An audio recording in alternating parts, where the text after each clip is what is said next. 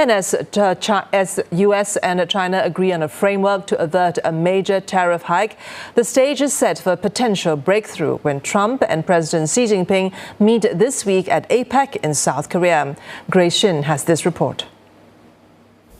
A good deal with China. The U.S. had been days away from slapping a 100% tariff on Chinese goods.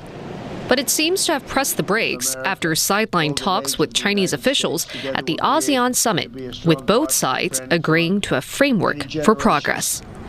That framework reportedly includes a deal on TikTok's American operations, a pause on China's export curbs for rare earth minerals, and plans to resume soybean purchases from the U.S. The details to be hashed in South Korea, with the two leaders set to meet at or around a meeting of the Asia-Pacific Economic Cooperation Grouping. Analysts say if the two leaders sit down, a trade deal may not be far off.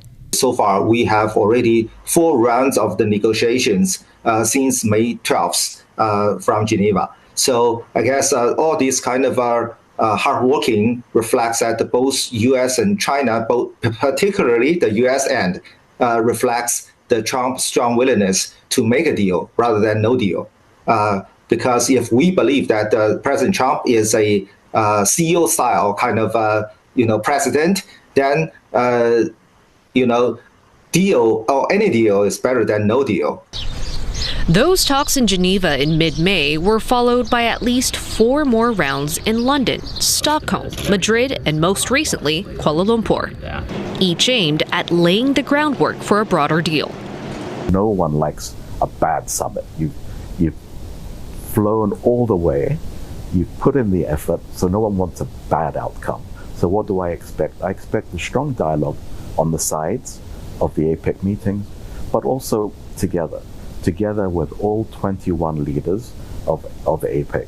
Now, that's very important because things can be done bilaterally, but they also need to be done together so people don't feel excluded from this process. APEC brings together economies that make up 60% of global GDP, a forum built on free and open trade. But that mission is harder than ever as wars, protectionism, and tech rivalries reshape the global order. In general, I agree. That is, APEC is not some kind of a very critical or serious kind of leader summit where we have see those kind of breakthrough kind of policies or joint policies in the world or in the Asia Pacific region. But the point I do not agree is that the Phase 1 trade deal was actually decided in the Argentina APEC meeting in 2019 in December. So that means it is very likely that if the two presidents agree to meet in this APEC, then a new trade deal could be reached. Despite tensions, there's been progress. Trade ministers this year agreed the WTO needs reform, a rare show of consensus. Now, you might think that's really strange in this divided world, protectionist world, but look at that statement more carefully. What it says is we all agree that the WTO needs reform. That acknowledgement in and of itself is important because you go back 20 plus years, we hadn't even acknowledged that. So now we can agree the multilateral system needs reform, but then what do we do about it?